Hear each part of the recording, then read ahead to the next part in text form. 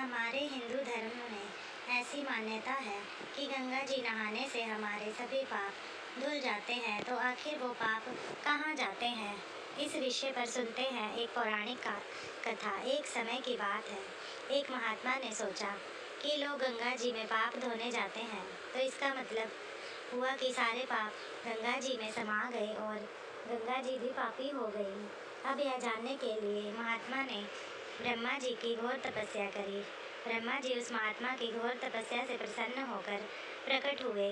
तो महात्मा ने पूछा कि हे ब्रह्मदेव, जो पाप गंगा में धोए जाते हैं वह पाप कहाँ जाते हैं। ब्रह्मा जी ने कहा कि चलो गंगा जी से ही पूछते हैं। दोनों गंगा जी के पास गए और कहा कि हे गंगा माता, जो लोग आपके यहाँ पाप धोते हैं वो सारे पाप तो आपके पास ही रह जाते हैं, इसका मतलब आप भी पापी हुई। गंगा जी ने कहा, मैं पापी नहीं हूँ, मैं तो सारे पापों को ले जाकर समुद्र में मिला देती हूँ।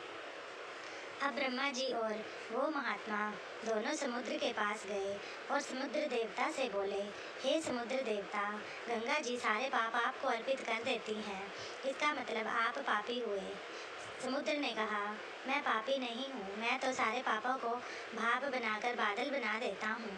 अब ब्रह्मा जी और वो महात्मा बादलों के पास गए और कहा, हे बादलों, समुद्र जो पापों की भाप बनाकर बादल बना देते हैं, इसका मतलब आप पापी हुए।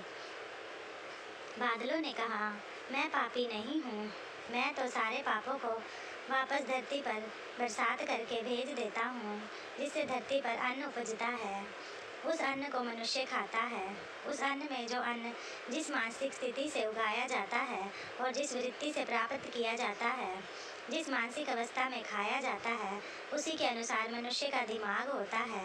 इसलिए कहा जाता है कि जैसा खाओगे अन्न वैसा होगा मन।